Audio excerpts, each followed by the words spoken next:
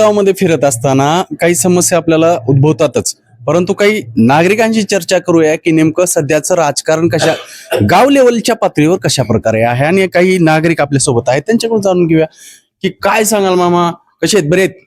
हो बरे.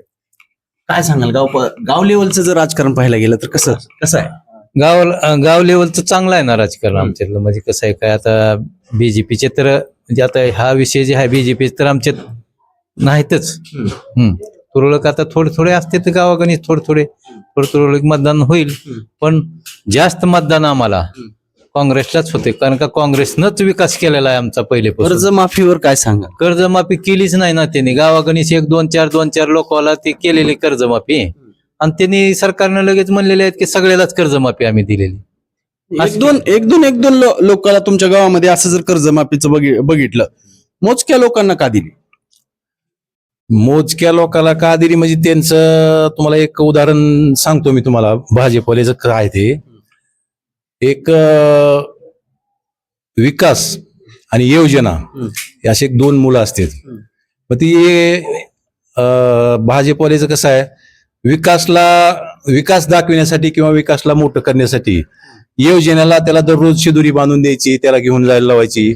योजना नावाची जी मुलगी असती ती पूर्ण त्याच्या विकासापर्यंत काहीच घेऊन जात नाही, मध्येच खाऊन पार ती एवढी मोठी झाली असती.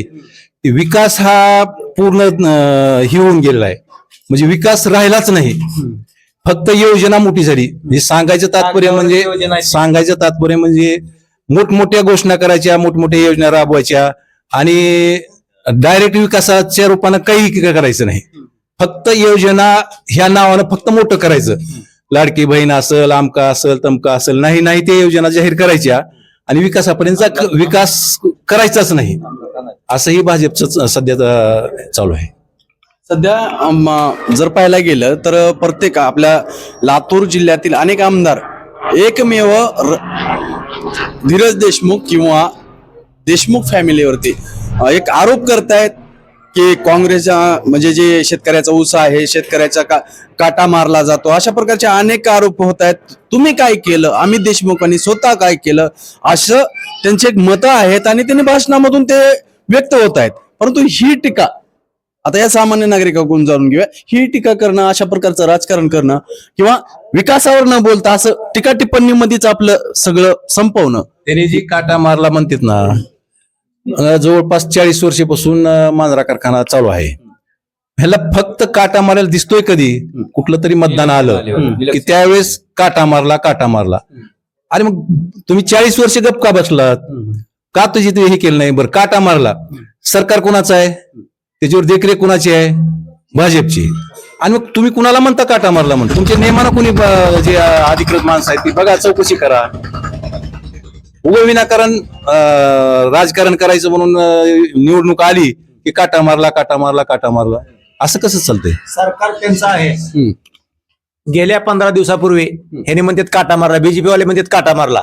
मग सरकार काय म्हणतंय? सरकार त्यांचं आहे, बीजेपीचं सरकार आहे. मग मांजरा कारखान्यावर म्हणतात काटा मारला. मग सरकारनं सर्टिफिकेट दिले 100% काटा मांजराचा बरोबर आहे म्हणून. सरकारवर बी भरोसा नाही काय रमेश कराडचा? सरकार त्यांचं आहे, रमेश कराडचा सरकारवर बी भरोसा नाही काय? काटा मारला म्हणतात म्हणजे त्यांच्या सरकारवरती त्यांचाच विश्वास नाही. आणि 100% काटा आमचा बरोबर मांजराचा आहे म्हणून सरकारनं आमच्या मांजरा कारखान्याला सर्टिफिकेट दिलेलं आहे काट्याचं. काय सांगाल, ही जी टीका टिप्पणी सध्या बघायला मिळते आपल्याला, काय विकासावर कमी म्हणजे सर्व जे इतर पक्षाचे आमदार आहेत एकमेव अमित देशमुखांवरती टीका का करत असं? ह्यांच्या फक्त संस्था व्यवस्थित चालतात साहेब इथं, त्याच्यामुळं ही विरोधकाला ही म्हणजे देखवत नाही. ही असं ग्रामीण भागातला माणूस आहे, ही म्हणजे देशमुख कुटुंबाचं कुणालाच असं देखवत नाही. एवढ्या संस्था चांगल्या चालल्यात बीजेपीच्या लोकांना, असं म्हणजे हीच होत नाही. नंबर 1 काम आहे आमच्या देशमुख साहेबाचं. आणि एवढे जे लोक आहेत का देशमुख साहेबाच्या कुटुंबावर प्रेम करणारे आहेत, निर्वाह त्याच्यावरच भागाला आहे आमचा.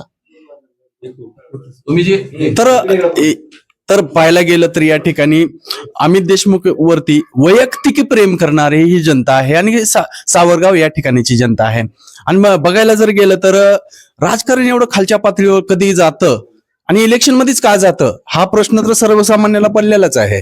त्याचबरोबर आता काही नागरिक आलेले आहेत किंवा इथे काही नागरिक आपल्या सोबत आहेत आणि त्यांच्याकडून जाणून घेऊया की नेमका कशा प्रकारचा विकास सध्या आहे गावखेड्यामध्ये चालू आणि काय अपेक्षित आहे. गाव लेवलचा जर विषय बघायला गेला तर सावरगाव या गावामध्ये सर्वात सुरुवातीला माननीय विलासरावजी देशमुख साहेबांनी तलावाच्या माध्यमातून पाण्याची सोय केली. त्याच्यानंतर साखर कारखाने केले आणि आसपासच्या जर जिल्ह्यात पाहिलं तर लोकांचा ऊस जायची मुश्किल आहे. अशा परिस्थितीमध्ये सावरगावला भरपूर ऑप्शन्स आहेत कोणत्या कारखान्याला ऊस द्यायचा ते, आणि एवढे जे काही ऑप्शन्स तयार केलेले आहेत ते माननीय विलासरावजी देशमुख साहेबांच्या आशीर्वादाने झालेले आहेत. आणि त्यांचा समर्थ वारसा मान्य अमित भैया देशमुख साहेब चालवतेत, मान्य धीरज भैया देशमुख साहेब चालवतेत. त्यांना योग्य ते मार्गदर्शन मान्य दिलीपरावजी देशमुख साहेबांचं आहे. त्याच्यामुळं आमच्यासाठी तरी किमान काँग्रेसच्या सोडून विचार करणं म्हणजे आपल्या वैयक्तिक स्वतःची गद्दारी केल्यासारखं होणार आहे.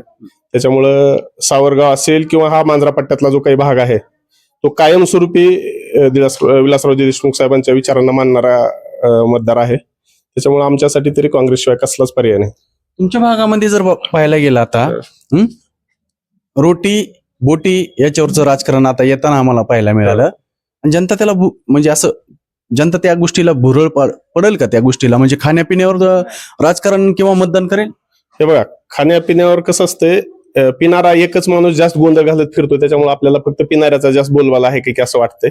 परंतु खाणारे पिणारे एक बोटावर मोजणे इतके लोक असतात. त्यांना सोडून बाकीचा जो सुज्ञ मतदार आहे तो मतदार नेहमी विचार करतो.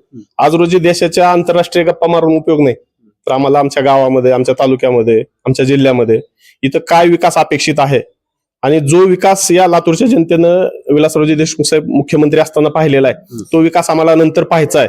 आणि तो विकास पाहण्यासाठी जर उमेदवार कोण आहेत विरोधी बीजेपी पक्षाचे उमेदवार कोण आहेत कुठले इथले आहेत ना, आता जिल्हा परिषदला साहेबराव मुळे आहेत, सूर्यवंशी म्हणून ह्याला पंचायत समिती. आता जो तो स्टॉल बीजेपीच्या काही कोणत्या उमेदवारांनी लावलाय त्या उमेदवाराचं नाव काय, कुठं स्टॉल लावलेला या रस्त्याला साईडला अंकुली पाटीला मुळे, आता अंकुलीचेच मुळे म्हणून आहेत, स्थानिकचे उमेदवार आहेत. त्यांच्या वतीनं प्रचाराचा प्रयत्न आहे. प्रचार तसा असतो प्रचार ढवारा देऊन प्रचार असतो का? नाही, हे बघा, मतदार जर स्वतःहून तुमच्याकडे आकर्षित होत नसेल तर मग तुम्हाला हे असे काही ना काहीतरी मार्ग करून मतदारांना बोलवण्याचा प्रयत्न करावा लागतो. तरी असे हातखंडे किमान या भागात तरी चालणार नाही सर. नक्कीच या ठिकाणी जर पाहायला गेलं तर आम्ही व्हिडिओच्या माध्यमातूनही दाखवू की आपण तिथं पत्रवळ्याचं कसं आहे आणि तिथं स्टॉल कशा पद्धतीने लावलेला आहे आणि किती दिवसापासून तो स्टॉल चालू असेल. आणि इथं कुठं तर ग्रामीण भागामध्ये सध्या कुठं रोटी बोटी चपटीवर तर राजकारण केलं जात आहे आणि विकासावरती केलं जात नाही, ही शोकांतिका आहे. मी बेदड गावासाठी शरद पवार लातूर.